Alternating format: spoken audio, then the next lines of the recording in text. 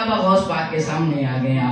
اور پھر امام ابن الجوزی وقت کے بہت بڑے امام، اور آپ تاریخ کو اٹھائیں، کتب کو اٹھائیں، جب ان کا مطالعہ کرتے ہیں تو ان کی علمی وسعت اور علمی مقام اور علمی ذہن، یہ تو بندہ ہے جو علم والا ہے اور ذرا سی بھی دانائی اور حکمت سے وابستہ ہے، اس سے پوشیدہ نہیں. آپ غوث پاک کی محفل میں اور آپ کی مجلس میں حاضر ہوئے اور بیٹھ گئے تو غوث پاک رضی اللہ تبارک و تعالیٰ نے قرآن کی ایک آیت کی تفسیر شروع کی اور قرآن کی آیت کی تفسیر مکمل کر دی، پہلی کی. تو آپ کے جو شاگرد تھے انہوں نے کہا یہ تفسیر آپ کو آتی ہے، اور انہوں نے کہا مجھے آتی ہے.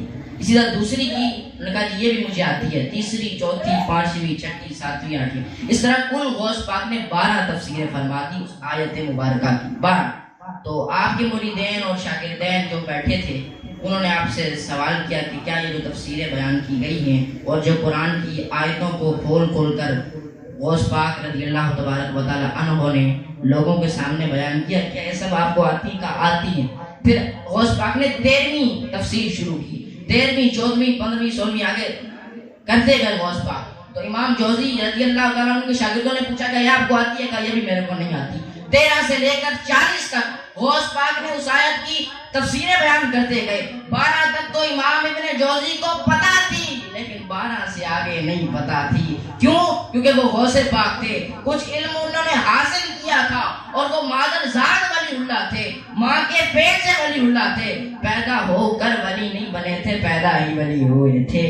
تو اسی لیے ان کو یہ تفسیرات بھی یاد تھی. علم ظاہر بھی تھا، علم باطن بھی تھا، علم روحانیت بھی تھا، شریعت کا علم بھی تھا، طریقت کا علم بھی تھا، علم تصوف بھی تھا، علم معرفت بھی تھا. جو علوم و فنون آپ پڑھیں غنیت الطالبین، آپ کو ہر مسئلے کا حل مل جائے گا. اگر آپ شریعت کے حوالے سے اٹھائیں گے تو اس میں بھی آپ کی تشفی ہوگی، اور اگر آپ طریقت کے حوالے سے اٹھائیں گے تو اس میں بھی آپ کی تشفی ہوگی. اللہ تبارک و تعالی ہمیں اپنا دامن بزرگوں کے دامن سے وابستہ رکھنے کی توفیقات واسعہ عطا فرمائے. وما علیہ الا البلاغ.